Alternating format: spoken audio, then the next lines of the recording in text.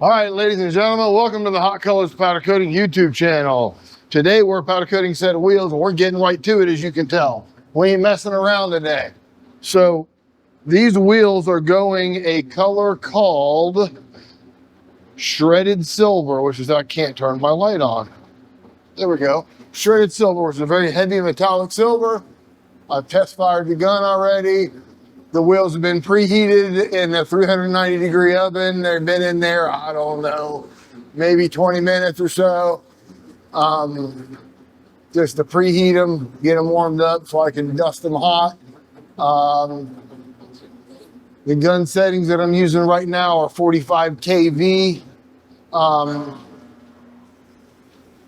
It's a metallic, so what we're going to do is we're going to put a real quick hot coat on. You don't want to get carried away here because the metallics will not go on even hot. They just will not do it. You'll see here in a minute. I spray the outside of that barrel. You'll be like, dang, Mike, that looks like butt. Now hold your horses. It's a masterpiece in progress. You can't expect it to be perfect. That's where a lot of people make mistakes, believe it or not. They try to make it look good too early. That ain't how this works. It's supposed to look like butt all the way to the end. And then magically, it turns into a jewel and a goat's behind or something. All right, let's get the bottom of this one. This is your old hot flocking method. I do that to make sure that there's no, with metallics, it accumulates on the emitter or the tip. All right, so I'm going to give you a tip of the day. Clean your tip. Don't be messing with no dirty tip. All right? They don't like dirty tips. It actually insulates the charge from the powder that's flowing down the hose.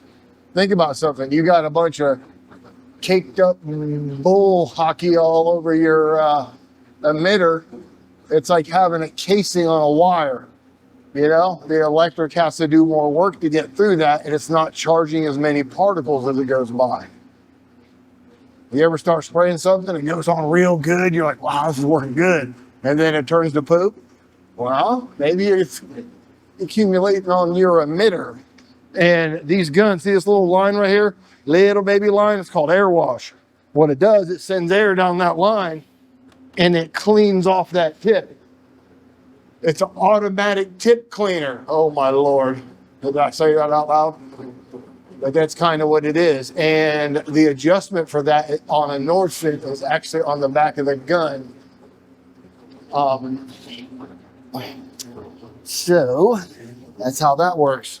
It's a little, you should call it a needle valve, a little valve that's on the back of the gun. It's in line with this little line, or where this line plugs in, should I say. All right, we're gonna go lug holing now. We're lug holing, lug Julio.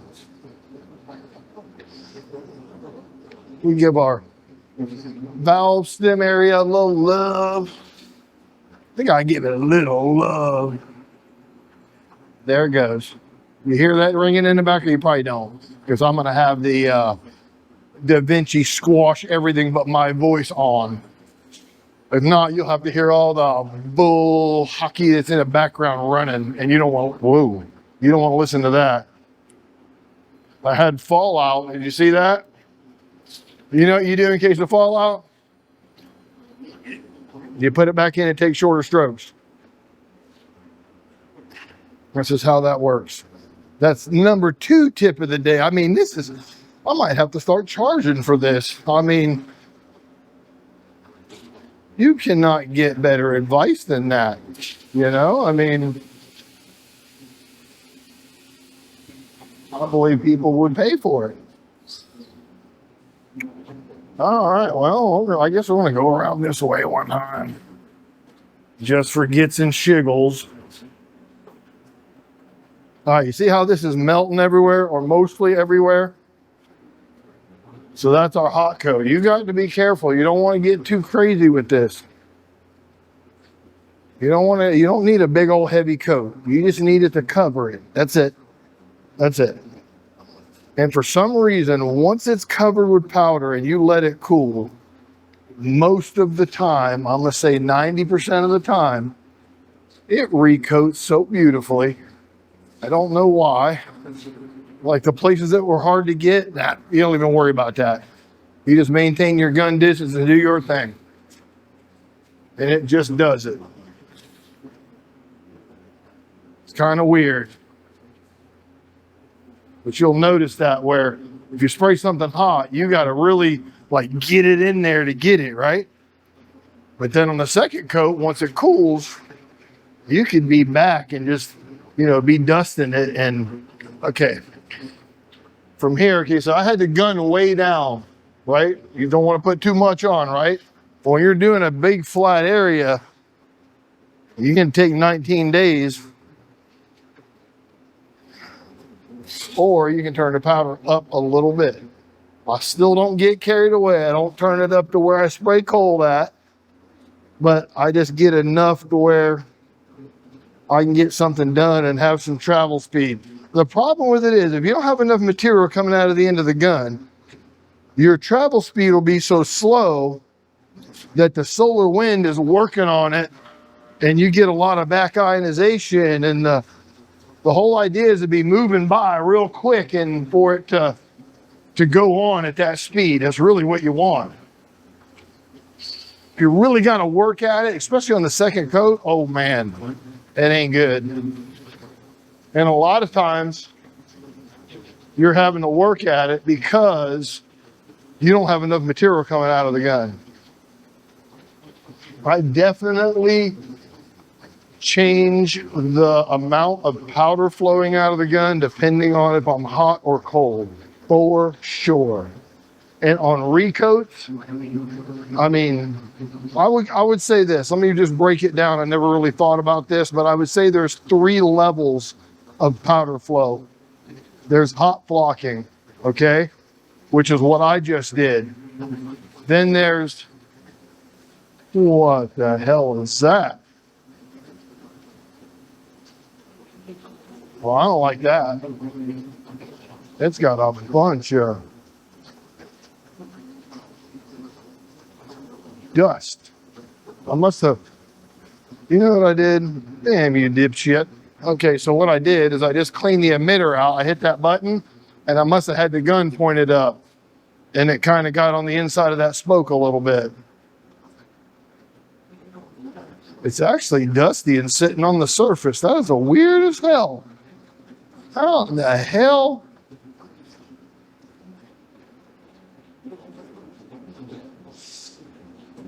When it cools, I'm going to have to touch that with paper for it to be kosher. And you can do that. See, the face is all melted. If you look on the side's pretty much cooled.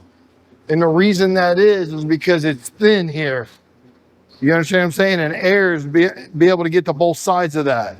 The spokes are thick. Air can still get all the way around it, but you got a thick old chunk of metal. It's going to cool slower than this does. And that's what's happened.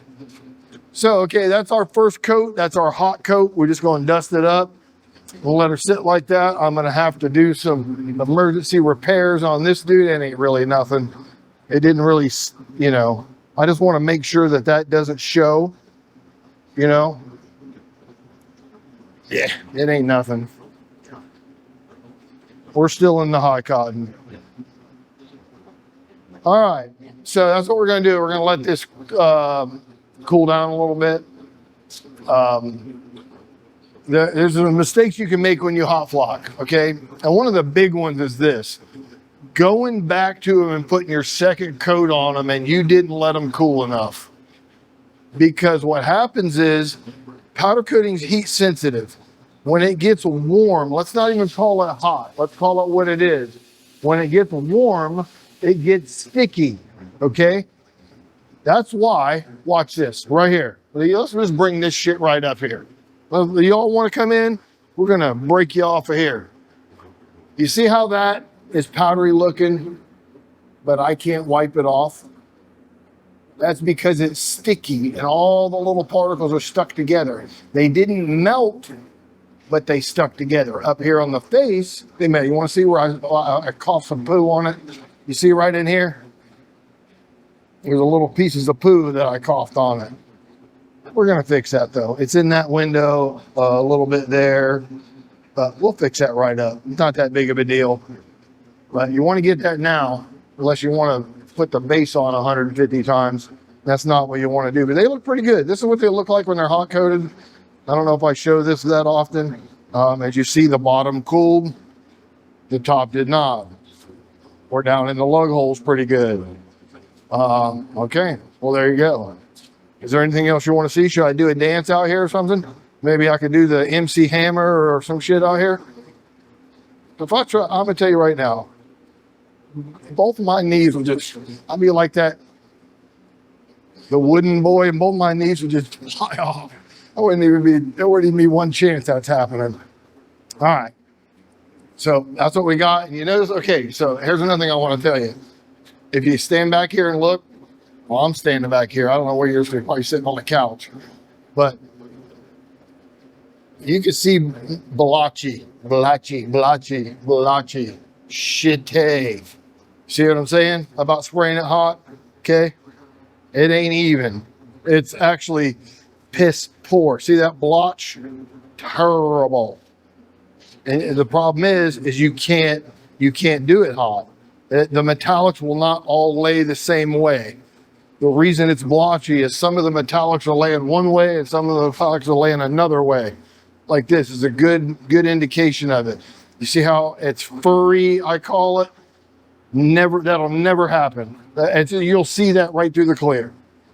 So this is why I always hot the metallic. If I'm going to do it hot, okay, I spray a hot coat thin like this is, and then I let it cool and I dust it up, and then I bake it until it gets to on a metallic like this that's got that heavy ass metallic in it.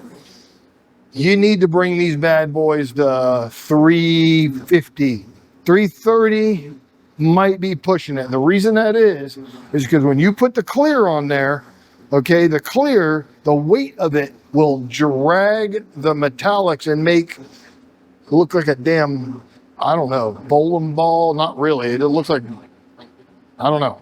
It's terrible. I mean, some people don't even notice it because but if you just look, there's almost like there's a pattern in it because it slid a little bit. Avoid that. What you need to do is gel the base fully. And in order to do that, you need to be to bring it up to at least 350. 330, 350 is where I like it. I'll pull these out and I'll hit them with a non-contact infrared thermometer and say, hey, how hot are these? And if I pull them out and they're 300, they got to go back. That's not going to do it. They will slide at 300 every time. Cannot do it. So that's just a little tip on metallics and putting clear on them. And you'll see when we're done here. This will be a nice silver wheel, which is what the guy wants. So I'm going to stop jabbering and shut this damn idiot box off and let these things cool, do something productive. And then we'll get back at you when we go to dust them up. All right. Hey guys, we are back and we are down to, let's see here, 126, 123. This is Florida. That's room temperature here. So we're done. So we're going to dust them up. Stupid as that sounds, it's true. All right. So we're going to add a little powder. One little click since we're dusty. Try to turn the light hat on. Oof. All right. Same thing. We're going to the bottom first. The other day I sprayed a wheel and for some reason I know why. I was doing they were really deep lug holes and some other features, let's call them, on the face of the wheel. And I shot them from the front. And what had happened was when I shot them from the bottom, the wheel had started cooling and it got rough on the face of the wheel. It didn't flow as well as it could have. Well, I had to sand the whole face of the wheel because I can't have that. So if you're gonna have it be a little rough or, you know, oversprayed, whatever you want to call it, have that on the bottom or the back. I mean, I don't like to say any of that stuff that people say, like, oh, you don't see that. Well, damn, I see it right now. I'm looking right at it, you know, or whatever it is. It's just, it's not great. I don't like that. I mean, it may be a good caveat, and if you have to have a good side and a bad side, well, let's not make the bad side the front, the side that shows, you know. Well, you don't necessarily have to have, not say a bad side, but, you know, I don't know. I'm just telling you what happened to me. I was not happy. But that's the way it goes sometimes in a big city. Had to sand them up. Thinking to myself, I've been doing this way too long to be sanding. But I don't care how long you've been doing it. You're going to do some sanding. I tell you what, this silver is a nice spraying for a metallic, man. It just does it. You get everything right where your gun settings are good and it's flowing where it's not trying to overcharge.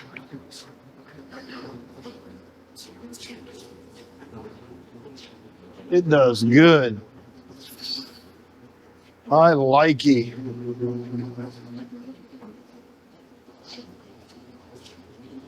I've been using shredded silver for years. I just don't, I mean, this is not a super popular color. The, you know, satin black, gloss black. But, I mean, I do it a fair amount. It's one of my go-to colors for my own stuff. But I church it up a little bit with another clear that has metallic in it. Jeez, look at that. I have fallout again. I mean, shorter stroke. I don't get it. I got clamps and everything in it. I'm wiggling it too much and it just falls out. I mean, what do you want me to do? I'm trying to get the job done and it just falls out.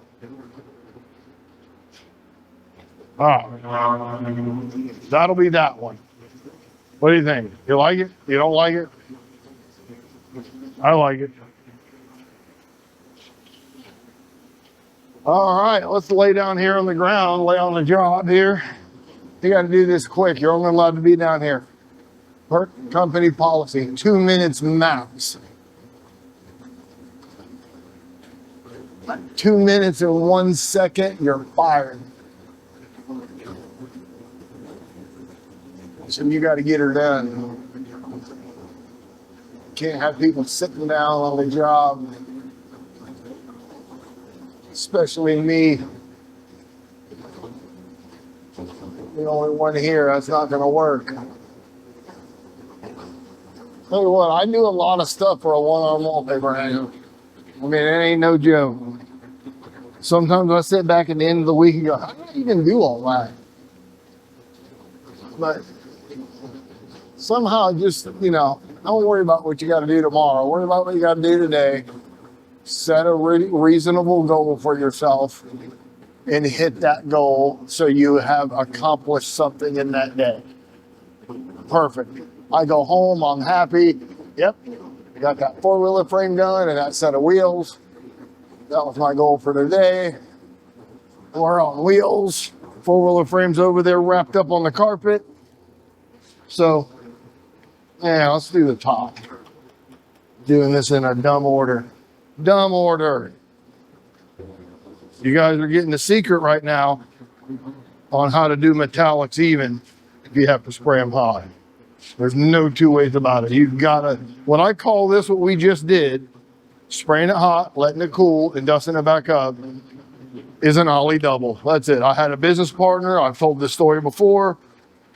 I had a business partner that he would come in early and start doing all, spraying all the stuff. And I come in, I'm like, God, how do you have this much stuff done? That's freaking amazing, and he wouldn't tell me. And I wasn't happy about that. It made me mad a little bit that he wouldn't tell me. But his reasoning for it was that I was a by-the-book type of guy, and what he was doing was his twist on it. And that he thought that I would protest and put up a pissing contest and make him stop doing it. That sounds like something I would do. I mean, honestly, I can't. I mean, yeah, that sounds like Mike 100%.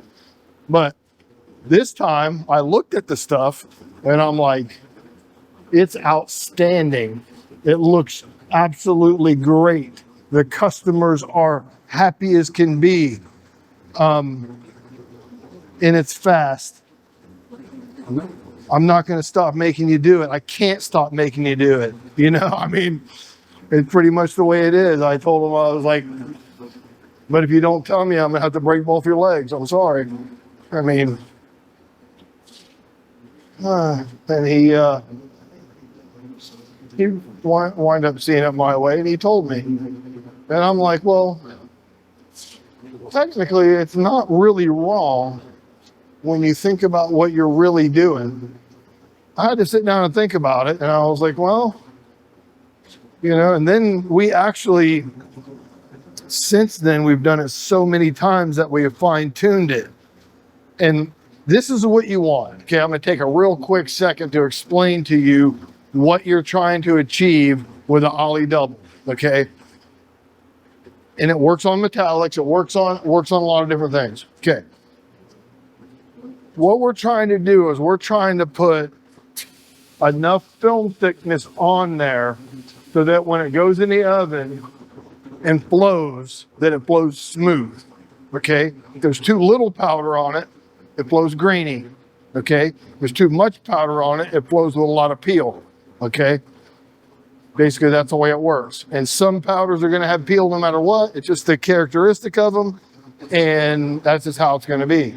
Some powders are smooth, that's the characteristic of them. But as a general rule of thumb, if you want to make it smooth, like if I'm doing a gloss black, let's say gas tank or something of that nature that they want smooth, no orange peel in it, I'm going to heat it up as hot as I can get it. I'm going to put my first coat on it. I'm going to let it cool like I did these, 140, 130, 120, somewhere in that range. I'm going to get my second coat on it, dust it, and I'm going to run it back in the oven, okay? And it is going to be smooth as it's going to get, okay? Now, with an ollie double, this is why I was telling you this. How you sort of achieve that is you do this, okay? You put your hot coat on, okay? And then when I double it, I do this. I'll put my hot coat on and I'll stick it in the oven real quick, but only for like 3 minutes. Because I'll do a lot of things that they don't melt like this. Okay, I'm doing an airboat rig and it takes up this whole cart. Well, it melts when I'm down here, but it don't melt when I'm down here. It cools too much, okay? So what you do in that case is you just run that baby in the oven for, I'll temp it and I'll say, okay, it's 160. It's gonna take it, 3-4 minutes to get to, what I wanted to do is I wanted to completely melt and start to flow and not even get all the way out of flow and pull it out of the oven, okay? You can get a little bit into gel if you want. How do you tell where you're at? You do it by knowing what you're doing, I guess. I mean, you hit it, you miss it a little bit sometimes. So what I'll do is I'll put something in the oven for, let's say, 3 minutes and pull it out. You pull it out, it looks done. Of course, it's all glossy, smooth, nice, but it's gonna be brittle as it gets, right? Turd. So what you use, you let that cool, and when you dust it up, put it back in the oven, those two coats flow together and commingle and make the surface like glass. That's all. That's the only way I can explain it to you. A metallic is not going to do that. Metallic's not going to be like glass. It can be smooth, but it ain't going to be like glass, because the metallics in the powder are like, think about a river flow and there's a bunch of garbage in the river. It stumps, and it's kind of like this. When it tries to flow, all the metallics are like garbage in the river, and it doesn't allow it to flow. So it kind of doesn't allow it to really move around a lot. But that's pretty much what you're after when you double coat stuff. I double coat things a lot of times, and I put them on the first coat. I'll throw them in the oven for a short time. Okay, if they don't melt like a wheel, I'll throw them in the oven short time. When I say short time, I'm saying 3 to 5 minutes. That's short time. Okay, I'll pull it out. It will be all smooth and glassy. It looks like it's done. Nope. Slide it over in front of the fan, let it cool, pull it back in, dust it up. In the oven it goes, and you bake it normally. You know, you bake it, you know, like you normally would. And when you pull it out, it'll be like candy. I did that 4-wheeler frame, and it's banging. And it was a freaking turd to start with. Well, it's still a turd. It just, you know, we put some perfume on it. You know, polished it a little bit, you know, shined up the turd, put some perfume on it. Now, got a shiny, something that doesn't actually smell like a turd anymore. That thing oozed swamp water and all kind. Yeah, it was terrible. All right, well, what we're gonna do is we're gonna bake these, flash them up, get them up 350, and then we will put clear on them. All right, ladies and gentlemen, we are back, and I got the wheels. When I put them in the oven, pulled them out, they were like 150 on the face. I had to let them sit and cool down. They're about 120 on the face, and the lip around the edge is like 105. So it's probably pretty good. We're gonna start on the bottom anyway on them, and we're gonna turn them into marshmallows, and then stick them back in the oven. And I didn't shake the bucket. Dang it. Let's crawl over here.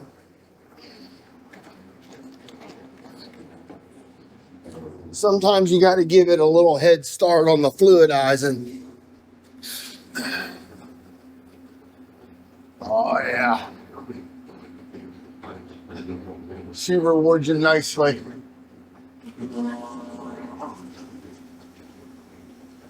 So it basically, we put a little heat back in them to help with any back ionization. And it also helps a little bit for film thickness building on the clear without having to really hammer it to build it up. It kind of helps it go on smooth. It's just one of the little secret cheat codes that not a lot of people will tell you. And in the production world, to be honest with you, we're kind of doing that to cheat the time a little bit. Because if you think about something, I'm over there sitting there tapping my foot, waiting for this to cool down so I can clear it, right? In a normal production day. So there's, you know, 10, 15 minutes of time between 120 and ambient. So you start cheating it, and then you realize, well, man, that actually looks better. It went on better. And that's how you learn stuff. You know, you pay attention to what changed, and then you'll be like, oh. And since we got them a little bit preheated, I'm doing them a little goofy. Usually when I put clear on, I'll clear that whole wheel, and then I'll come over and clear this whole wheel.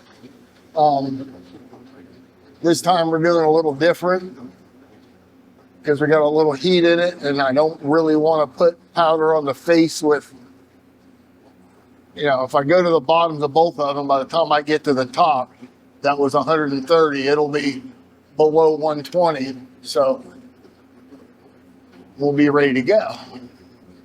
And I'll tell you what, I've been testing this clear. Well, I don't even want to call it testing it anymore. I'm going to just break it right down to you. I've been using this clear. Oh, sheesh, it's probably been 6 months. maybe a little longer. Man, let me go ahead and tell you. I'm just telling you right now, you just wait for the announcement. It's going to be on, if you watch powder coating channels, if you watch Zach's channel, he's probably going to announce it first, to be honest with you. It's his gig.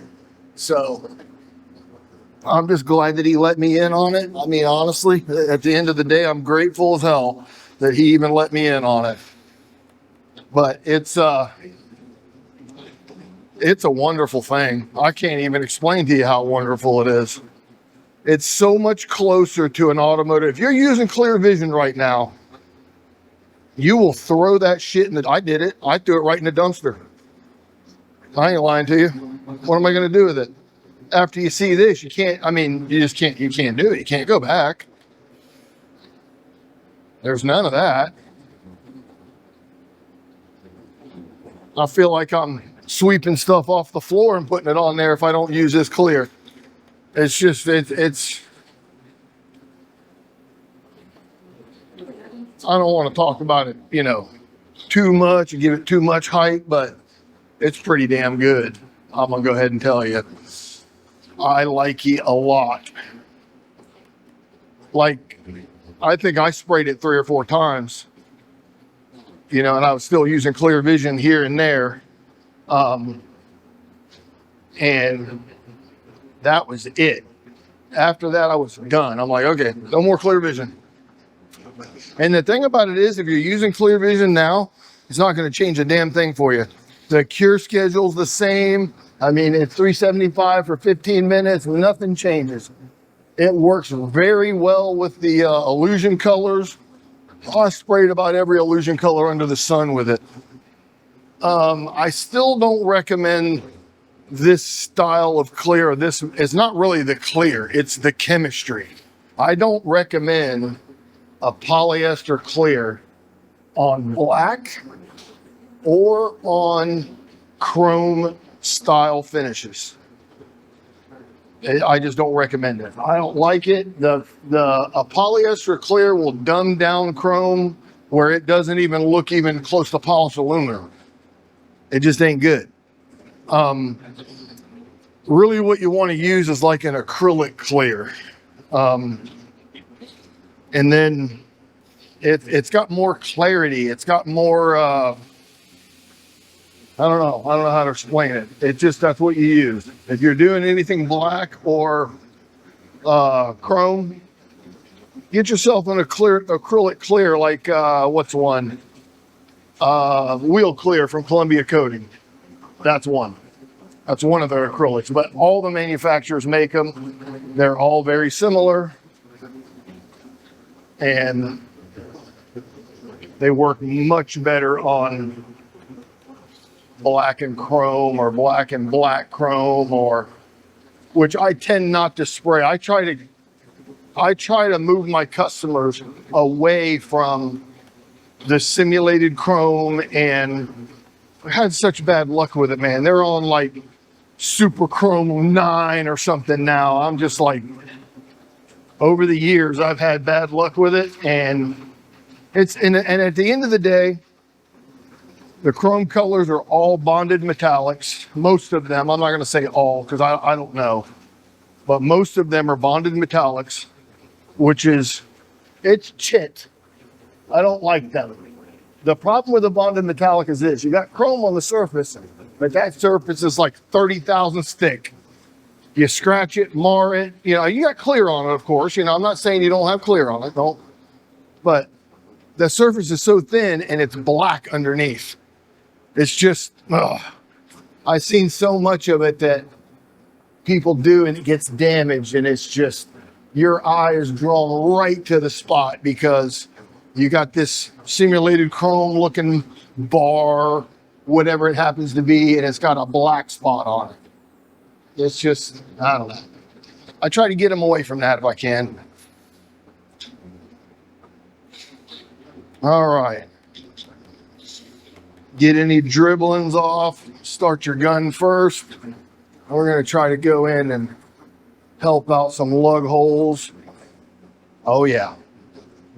Oh yeah. Woo, them are bare. Same thing. Make sure you don't have any spittle. Start your gun first. Come into it. Leave your gun running and come out and let your gun off. Very important that you do that, because what happens is when you start your gun, it doesn't start like it does when it's flowing. It either puffs hard, doesn't have any, whatever. Make the gun flow out here where it's flowing nice, and then bring it to your part. You seen me yesterday puff this, and I had the damn nozzle pointed at the part, and it shot it on the side of this spoke. I fixed all that. That's fine. That's in the rear view mirror, but that's the type of things that are just the stupidest little thing will ruin your whole day. It'll just ruin your day. All right, so that's what we got. I'll bring you around and let you look at the marshmallow. Marshmallow. Yep. Nice smooth. What the hell? You see that? You see that? Who did that? Somebody snuck in here and put that piece of trash on there and snuck out. Y'all see him? I'm about to go back and look at the video. Is there another turd right there? All right. And then right there, what the fuck is going on in here?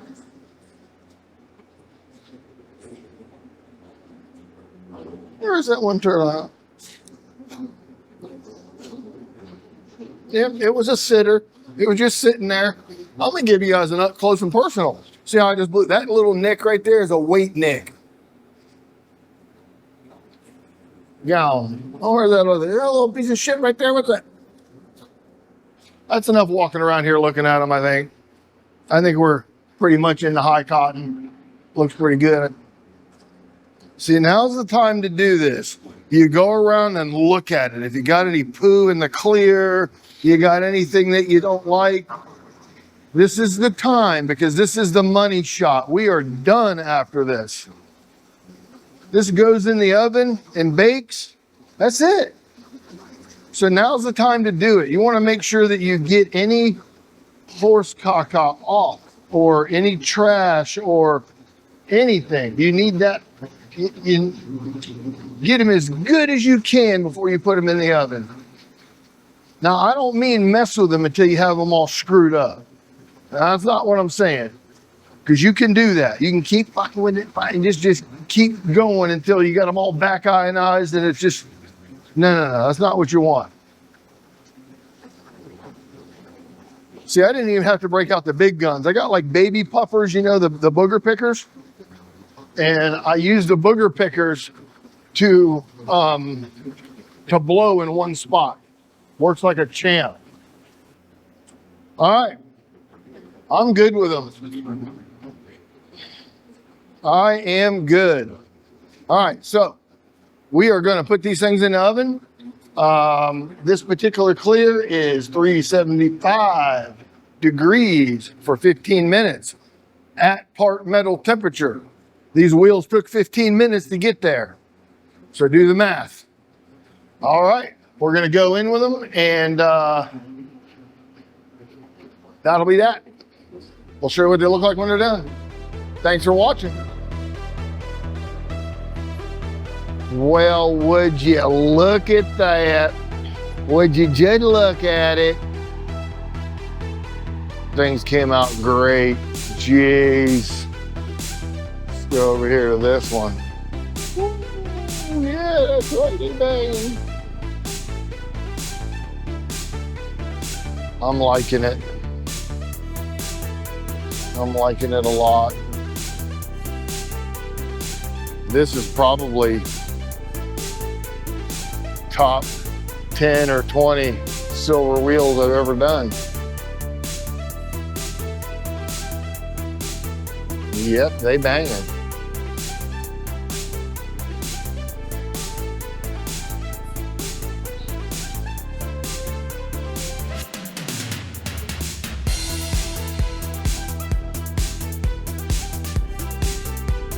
And why are they banging? You ask? Well, if you spin around, you see this? That's why. That rain nails all the dirt down to the ground. And you don't have a lot of trash floating in the air, and you get things like that. I'm inside with the lights on, as you can see. I'm not scared to show you the setup. I got a light way up there, light way over there. We just have to throw some lights on so you can see some metallic in there.